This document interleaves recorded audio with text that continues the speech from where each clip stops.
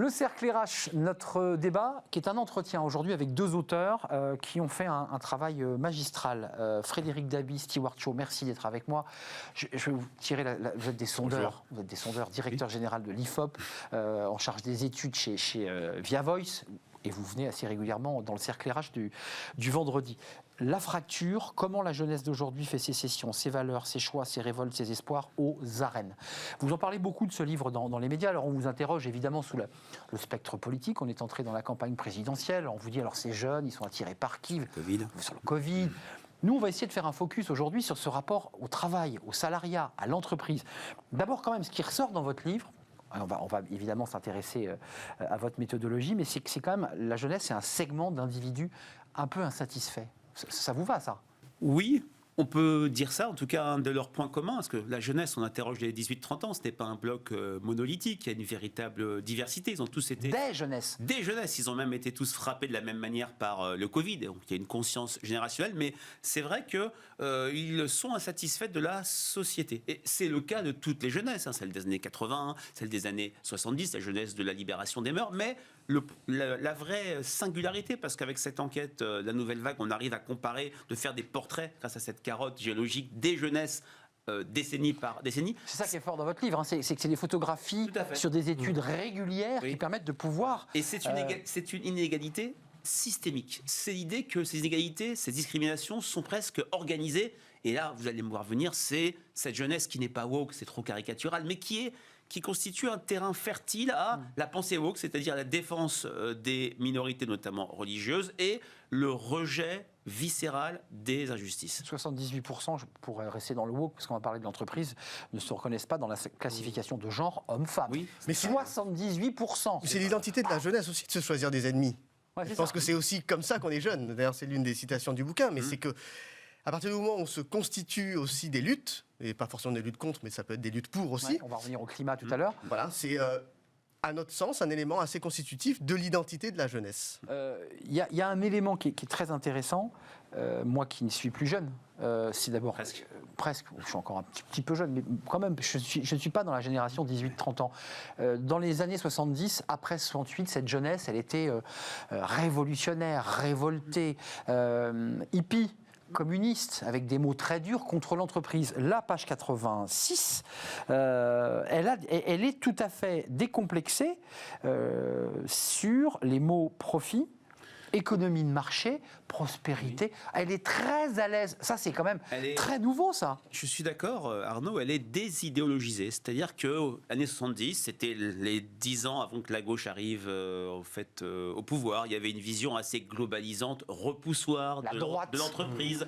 Il y avait la droite, le camp du bien, le camp du mal. Là, c'est vrai que l'entreprise, déjà, ils font une sorte de distinction. Ils plébiscitent la TPE, c'est 94% du tissu français. La PME, ils sont plus sévères sur les grands groupes, mais ce qui est très intéressant, le livre, c'est une ligne de fracture. Dans tout le livre, on voit que le Covid a amplifié le doute sur toutes les structures collectives, que ce soit l'État, un parti, sauf la structure entrepreneuriale où ils sont heureux, où ils ont le sentiment de s'accomplir dans leur travail. Bien sûr, il y a des cas difficiles, ce n'est qu'une enquête globalisante, mais les mots qu'ils associent le plus au travail, c'est fierté, épanouissement, et dans leurs mots préférés, dans le top 20, et c'est vrai qu'il y a encore... Allez, qui se souvient que... Le mot entreprise. Entreprise, profit. Qui se souvient qu'en 2003, quand Jean-Pierre Raffarin a le malheur de passer au MEDEF, il perd 20 points dans la jeunesse. Mais ce qui est intéressant aussi, c'est que la jeunesse voit l'entreprise comme une réponse nécessaire, inévitable, à un ensemble d'enjeux aujourd'hui auxquels ils font face. Capable de sauver le monde. Enfin, capable de répondre aux besoins. Par exemple, sur les enjeux environnementaux, on est quand même passé à une entreprise porteuse de solutions. En tout cas, c'est une attente extrêmement forte. Donc, de cette façon-là, l'entreprise a changé aussi sa place en tant qu'acteur de la société inévitable pour la jeunesse. Et je pense que ça, c'est une singularité de notre époque. Frédéric ? L'entreprise a changé et le rapport à l'entreprise a changé, s'agissant, et là, la jeunesse est moins en fracture qu'en diffusion par rapport aux autres salariés français, le rapport entre sphère professionnelle et sphère personnelle. On se souvient de l'étanchéité totale, on se souvient des réflexions un petit peu stupides qu'on a tous connues quand on quittait le bureau à 18h, tu prends ton après-midi, tu es en vacances demain, tu pars déjà. Ou on laissait le veston sur le exactement. Les jeunes sont beaucoup plus décomplexés, ils considèrent leurs collègues comme leurs amis. Ils disent qu'ils sont prêts à accepter une baisse de salaire de 5 à 10% si leur entreprise est près de chez eux. Il y a cette fluidité, cette linéarité entre sphère professionnelle, sphère personnelle. Ça, c'est une véritable nouveauté qui infuse, et vous le voyez à mon avis dans vos émissions, Arnaud, l'ensemble du salariat français. C'est des thématiques qui sont assez, qui sont raccords avec ce qu'on entend. Juste un petit mot quand même. Je suis persuadé que tous les candidats putatifs ou officiels à l'élection présidentielle sont en train de dévorer votre livre parce qu'il recèle de thématiques très fortes et peut-être de propositions, mais je suis intimement convaincu que les entreprises dévorent votre livre parce qu'elles sont en train de se dire comment on réorganise notre organisation en interne pour les accueillir. Il y a une pénurie de main-d'œuvre, vous êtes d'accord? Oui, il pose des problèmes à l'entreprise finalement. Il pose des problèmes parce qu'il réorganise un rapport au travail qui est quand même assez époustouflant. Pour revenir sur ce que disait Frédéric à l'instant, c'est que c'est une jeunesse qui influence énormément le monde du travail. Et pour rebondir sur ce qu'on vient de dire, c'est une jeunesse que nous on a appelé un peu de la réconciliation des temps de vie. C'est-à-dire qu'on était sur les 10-15 dernières années sur l'approche d'une conciliation des temps de vie pro-perso qui finalement génère une sorte de différenciation du temps perso au temps pro avec des espaces et des lieux hermétiques. Là, les jeunes bouleverse totalement ça. Ils vivent dans le bureau, ils mangent au bureau. Ils se font livrer, c'est rien, mais ils réconcilient ces temps de vie, bien sûr. Et d'ailleurs, il y a une partie non négligeable des jeunes salariés qui avouent, par exemple, honorer un rendez-vous médical, faire des courses personnelles, faire des choses de leur vie personnelle dans le temps de travail. Donc on est vraiment sur une réconciliation, je dirais, de ces temps de vie, travail, perso. Donc je le redis, il challenge les entreprises. Bien sûr. Oui, il les challenge. Oui, pour eux, l'entreprise sort de sa mission traditionnelle de produire des richesses, des biens, des services. Elle doit être une entreprise citoyenne. Ils sont engagés, les entreprises en fait, à mission. Les raisons d'être, ça leur parle beaucoup. Quand on leur demande qu'est-ce qui est au cœur d'un changement, parce qu'ils sont fidèles, mais ils ont des fidélités successives. La mobilité, ça vient de la très forte en fait mobilité. J'ai entendu votre reportage tout à l'heure sur Mazars avec 3 CDI. On est prêt à bouger énormément, mais très clairement de ce point de vue-là, ils veulent un travail utile. Et l'un des premiers critères pour changer de travail, c'est moins la rémunération, même si c'est toujours là, que l'ambiance de travail. Donc c'est cet écosystème avec une fluidité, avec des barrières sphère personnelle, sphère professionnelle qui sont complètement abolies, que les jeunes nous proposent et qui influence quand même le reste du salariat français. Alors, il y a une chose intéressante, il y a des tableaux, évidemment, parce que c'est des sondeurs, vous ne pouvez pas vous priver de quelques petits tableaux. Il y a des mots aussi. Il y a des mots, beaucoup de mots, c'est plutôt bien écrit, mais il y a aussi des tableaux qui sont extrêmement clairs. Et vous croisez évidemment des items entre la génération au-delà des 18-30 et puis des 18-30. Dans l'entreprise, les 18-30, ils sont au-dessus dans les items, ils sont bien dans leur boîte, ils sont assez contents des formations qu'ils reçoivent. Globalement, c'est un peu le monde merveilleux de l'entreprise pour les jeunes. C'est une jeunesse salariée heureuse, il faut le dire. Voilà. Et je pense que d'ailleurs, c'est une tendance qui est majoritaire chez les jeunes, beaucoup plus importante, un petit peu plus importante. Légèrement plus que sur les autres. On ne voyait pas dans les normes IFOP de climat social dans les années 80. Rappelez-vous des petits boulots, des trucs du chômage de masse, mais les jeunes avaient un idéal que n'ont plus ces jeunes. Donc c'est des générations qui contrebalancent points forts et points faibles, qu'on avait pas même dans les années 2000 après la bulle Internet. Il y avait une inquiétude à la veille des crises économiques, notamment la crise financière. Jamais dans la norme IFOP, on a eu sur quasiment tous les items dont Stewart vient de parler, des jeunes plus satisfaits, alors qu'on dit que quand on commence un nouveau travail, quand on est jeune, on a un salaire moins élevé, on a peut-être un temps d'apprentissage d'entreprise. Il faut que tu acceptes ça. Voilà, ils le prennent ils entrent dans l'entreprise de plein pied et ils s'y plaisent. Il y a l'équilibre vie familiale, vie pro. Il y a quand même, et vous l'avez évoqué, mais je voudrais qu'on s'arrête un instant sur ce concept, l'idée qu'ils créent leur boîte. Donc, auto-entrepreneur. La start-up, ils y adhèrent. Parce que c'est de fluidité. En revanche, moi je lis, et ce sont vos mots, quand il est question de GAFA et de grands groupes ultra-capitalistes, ils disent non. Là, il y a quand même un petit côté chez eux qui est assez intéressant. C'est-à-dire que c'est plus des révolutionnaires, mais ils font un peu leur révolte là. Ils disent non au capitalisme sale, oui au capitalisme, je dirais. C'est un mot qui plaît. Voilà. C'est plus le mot Voldemort qu'on a connu par le passé. Je gère mon propre business. C'est vrai que c'est une vision de l'entreprise qui est singulière. C'est la vision de la PME, de la grande PME, qui agit avec un sens, avec une adhésion, une humanité. Et d'ailleurs, je pense que sur la question de l'entrepreneuriat, tout ça, ce qui est intéressant, c'est que les jeunes ont une vision du travail qui est liée à une expérience d'abord de travail, qui n'est pas forcément liée à une carrière linéaire. C'est une expérience, une mission. Et dans cette expérience, dans cette mission, qui peut durer un certain temps, on est à la recherche d'un sens, d'une action légitime, d'un projet. Et quand l'expérience s'achève, c'est pas très grave, on en commence une autre. Ouais, le Donc il y a sens. vraiment, Ouais. exactement, il y a vraiment Faut que cette ça idée. nourrisse. Oui. C'est ça, il y a vraiment Et- cette idée d'expérience qui est pas forcément identique à celle de la vision un peu carriériste, entre guillemets, classique. qu'on Exact, pourrait on monte les échelons tranquillement. Quoi. Et là où, il y a Frédéric. là où il y a une rupture par rapport aux générations passées, aux jeunesses passées, quand dans les années 2000, dans les années 90, au moment de crise extrêmement forte, la récession de 1994, la bulle d'Internet, on demandait quel était le plan de carrière idéal pour les jeunes. La fonction publique arrivée à un niveau extrêmement élevé. Là, elle elle descend. est derrière le secteur privé, derrière la grande entreprise et derrière la création d'une entreprise via un auto-entrepreneuriat. Là aussi, on voit que c'est une jeunesse, mais c'est une ligne de force du livre qui abandonne de plus en plus les structures collectives. Qu'est-ce qu'il y a plus de plus collectif qu'une grande administration pour une action individuelle? J'allais On le dire voit même sur l'engagement. les syndicats, les partis, les... Oui, mais c'est très clair. Pourquoi les mouvements sociaux n'ont pas de succès auprès de ces jeunes? Pourquoi? Ça mord Parce pas. que ces jeunes n'ont pas la mémoire que nous avons de mouvements sociaux qui ont Ouais. gagné. 95, 94 avec le CIP, Le CIP 86 de avec Vaquet. de Vaquet, Mais 86 oui. et même 2006, c'était le CPE. Ces jeunes Bien sont sûr. complètement, désimbibés de Dominique, ces victoires, de ces grands mouvements sociaux. Dominique de Villepin pour le CPE, qui avait été effectivement des mouvements qui avaient C'était été son tombeau politique. et qui a été son tombeau politique. Cette jeunesse, quand même, je voudrais qu'on fasse un distinguo parce que on décrit quand même une jeunesse pas dorée, mais de jeunes qui finalement sont assez mobiles, qui partent à l'étranger, qui, je dirais, c'est la jeunesse du tertiaire.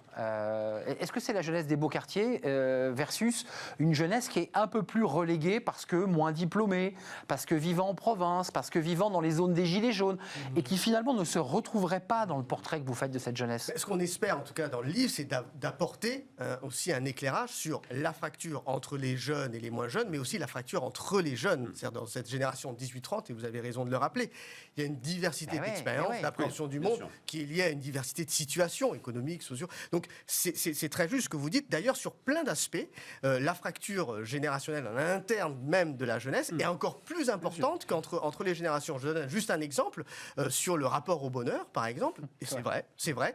L'intensité du bonheur qui baisse est beaucoup plus prononcée pour des jeunes qui se sentent, je dirais, un peu désintégrés de la société, c'est-à-dire pas forcément fiers de la France, pas forcément en phase avec ce qui se passe, de catégories sociales moins privilégiées. Donc effectivement, il y a des grandes différences entre la jeunesse. Le deuxième exemple, c'est par exemple sur les systèmes politiques. On en parlait tout à l'heure en introduction, mais il y a une adhésion différenciée entre des ORN, jeunes... hein. ORN, par exemple. Ouais, ouais. L'ordre. Il y a 25 Exactement. ans plutôt. Entre effectivement certaines catégories de cette génération. Juste égalité, fraternité, c'est bon, au frontispice des mairies, liberté, égalité, fraternité. Vous dites dans le livre qu'ils sont quand même plus sur la liberté, pas mal, et aussi l'égalité parce Voilà, qu'ils se battent. l'égalité, c'est vraiment Voilà, cette c'est idée- la matrice. Voilà, Voilà, c'est la matrice. c'est vraiment la matrice d'une société injuste, d'une société discriminante systémiquement. Le mot fait peur et c'est là qu'il y a la facture la plus forte auprès du reste des Français. Et on le voit après sur le droit au blasphème. Hein. C'est l'affaire Samuel Paty C'est et le vrai. fait que 34% des jeunes considèrent qu'il avait eu tort de faire ce qu'il a fait, qui a été peut-être pour moi le déclencheur de la rédaction de ce livre avec Qui est mon votre ami premier Stewart. livre, hein, je le précise. Oui, tout à fait. Mais oui, c'est qui est notre à premier cause livre. ou grâce Ça à a été- ces... vous savez, c'est Oui, ça. c'est un choc. Ça a été ça a été tous les discours sur la réduction ad covidum de cette jeunesse, c'est-à-dire cette jeunesse, c'est pas la peine de la définir, c'est simple, c'est la génération sacrifiée. On voit bien dans le livre avec la profondeur historique des Ça vous enquêtes va ce nouvelles. mot-là, génération? Non, Nous, on mais l'utilise Absolument beaucoup. pas. Ça ne vous va pas du tout. Parce que On est d'accord.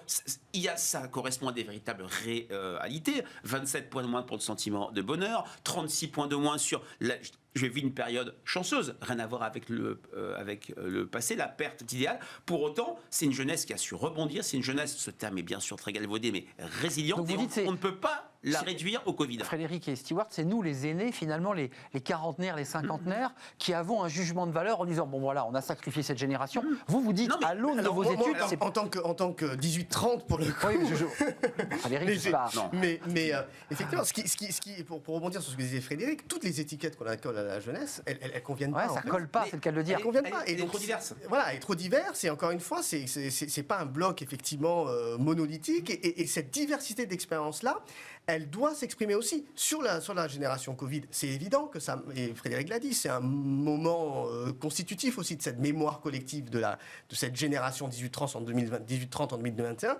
Mais on peut pas la réduire à ça, puisque sur son état d'esprit, pour le coup, elle est complètement différente que leurs aînés. Elle se démarche, elle se projette, elle croit en l'avenir, elle croit en Elle se elle. projette à 3/4 de manière positive dans C'est l'avenir. vrai, Et l'enquête Ils sont Arnaud, porteurs d'espoir, cette jeunesse. l'enquête Oui, ils date sont de plein d'enthousiasme. février 2021, dans un moment où le Covid était encore très Dans fort, une où incertitude le encore. président Macron L'angoisse. avait, On est dans l'angoisse, avait bien comment sûr. dire, refusé un nouveau confinement qui allait venir 2 mois en fait après. Donc c'est vrai que même sur le travail, oui, on a interrogé une jeunesse salariée, plutôt dans le tertiaire, on n'a pas eu les personnes qui sont chez Deliveroo, qui souffrent, qui sont précaires, mais il y a des Non, ou des représentations. gens qui sont postés dans des usines. Mais hein, voilà, il y en mais a, je c'est pense vrai. qu'il y a des représentations communes en termes de le travail, oui, mais garder la sphère personnelle, voire se fluidifier les deux sphères, et puis surtout donner un sens, une utilité. Là, je pense que ça traverse tous les segments de la jeunesse. Mais sans vous projeter sur des choses que vous n'avez pas traitées dans le livre, mais en même temps, c'est une base et c'est une matrice de réflexion très, très profonde.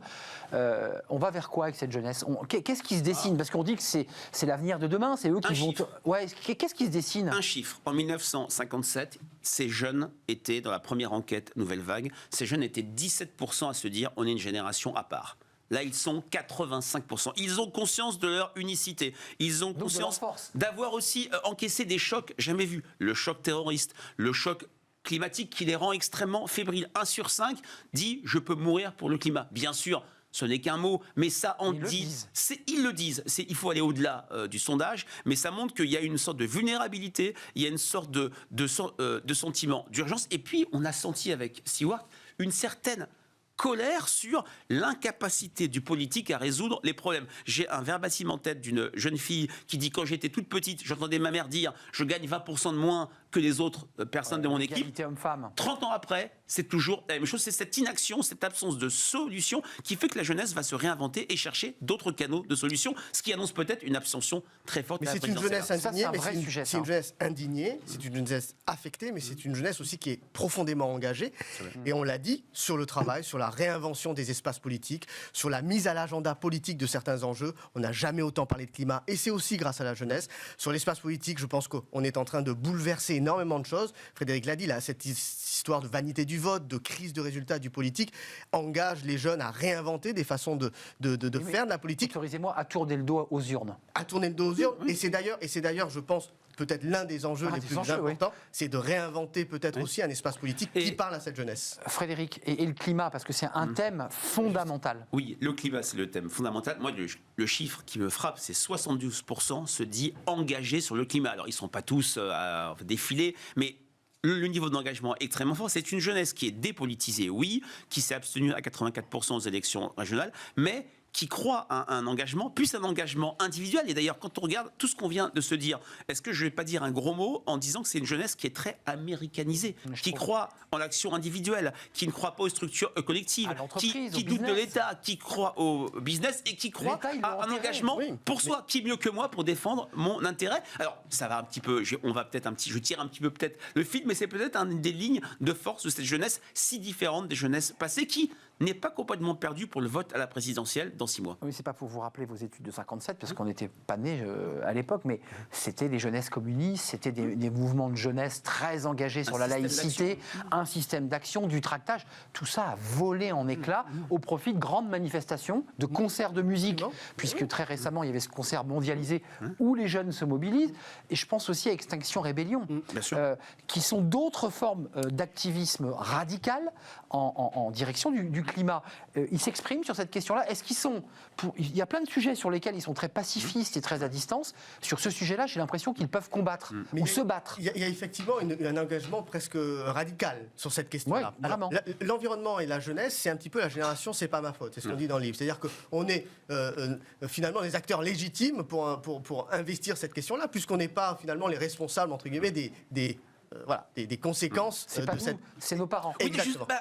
C'est ceux de mai 68. Quand même, Mais oui, c'est ceux de mai 68 qui sont devenus chefs d'entreprise.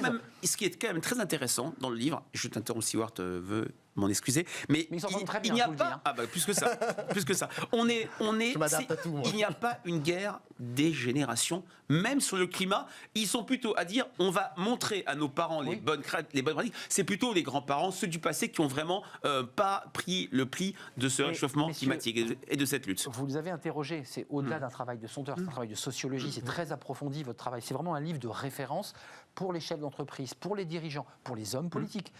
Il y a quand même des clés de compréhension.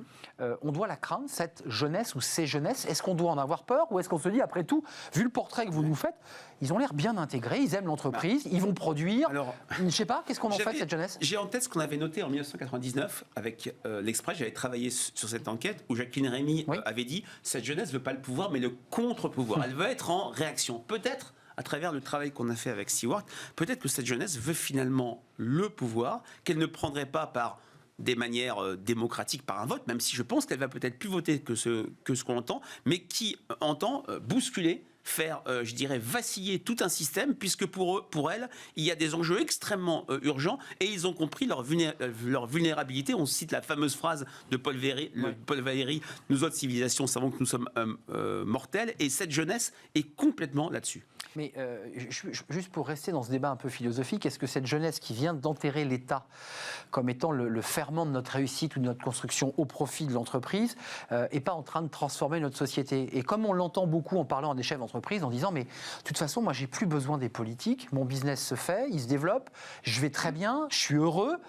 Pourquoi je m'intéresserais à la cause, à la chose politique? Est-ce qu'il n'y a pas un peu de ça chez eux? Est-ce qu'ils n'ont pas anticipé ça? Oui, vous avez raison. Il y a une crise de la représentativité qui est énorme chez la jeunesse. On en parlait tout à l'heure. L'environnement est un exemple de ça. C'est-à-dire que dans l'environnement, quel enjeu mieux que l'environnement où l'action individuelle est efficace? Et c'est ça, en fait, la jeunesse aussi. C'est de reconnaître qu'à un moment donné, il y a une inefficacité de l'action politique, en tout cas perçue par cette jeunesse-là, qui les pousse dans une... Ils s'y retrouvent pas. Et qui les pousse même, c'est une forme morale de se dire, ben, je vais agir moi-même, puisqu'il n'y a pas de réponse derrière. Et ce qui est intéressant aussi, il n'y a pas de débouché, il n'y a pas de traduction politique. Et c'est vrai. Et pour le coup, c'est un enjeu essentiel de se dire comment, à un moment donné, on peut, de ces actions individuelles, créer un élan collectif et penser les choses. Et d'ailleurs, sur la question de politique toujours, cette perméabilité à la question par exemple de la violence, qui serait légitime pour faire avancer les choses, est aussi, je dirais, un cri d'alarme, un cri d'alerte face à cette insuffisance, je dirais, d'action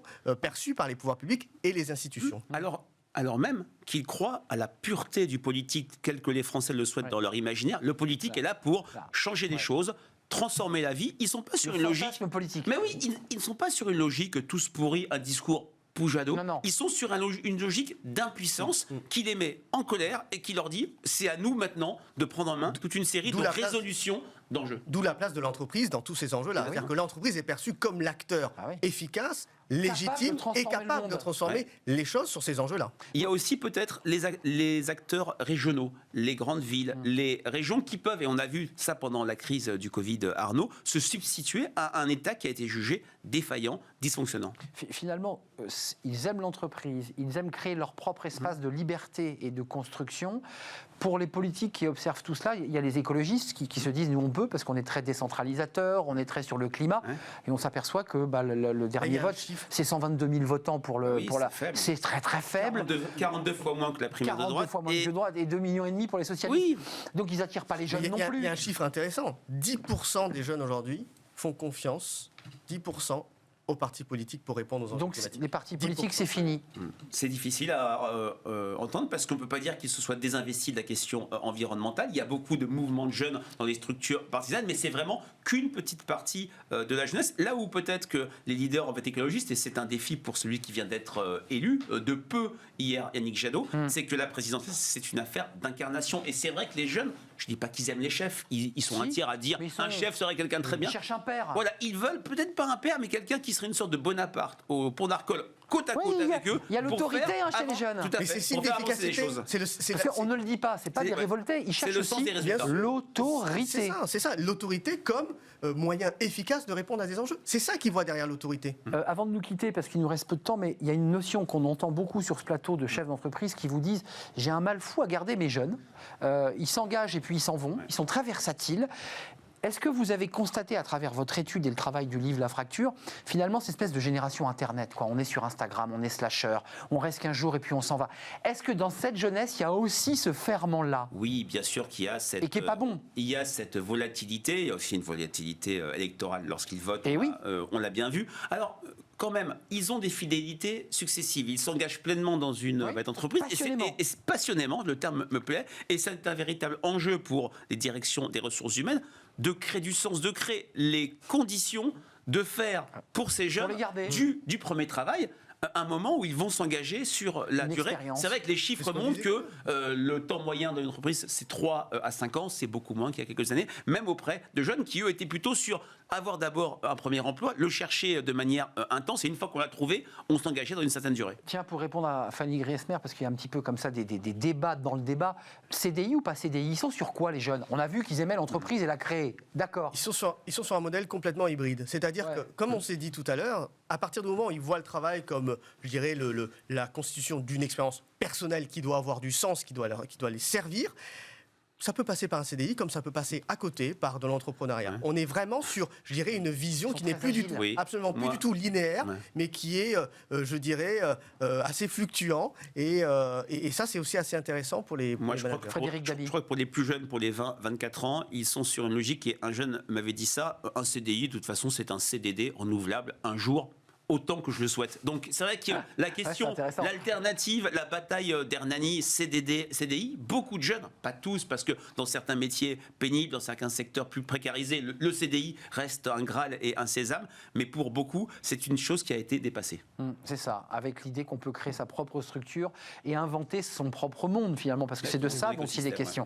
Je le redis, contre les grosses boîtes GAFA, c'est pas elles qui attirent aujourd'hui la jeunesse. Oui, c'est ce monde. C'est quand même un repoussoir ces grosses Bah boîtes. oui, parce que ce sont Elles les... incarnent un peu le capitalisme mauvais, enfin du mauvais Oui, côté. parce qu'il y a toujours un clivage gros-petit. Le petit est vertueux, C'est le vrai. petit a des valeurs C'est très par jeune, rapport ça, au c'est gros. très- C'est jeune, mais ça aussi, c'est une vraie perception qu'on trouve aussi dans l'ensemble C'est de vrai. l'opinion publique française. Cette petite phrase de Sioran, on cesse d'être jeune au moment où l'on ne choisit plus ses ennemis, où l'on se contente de ceux qu'on a sous la main. Oui.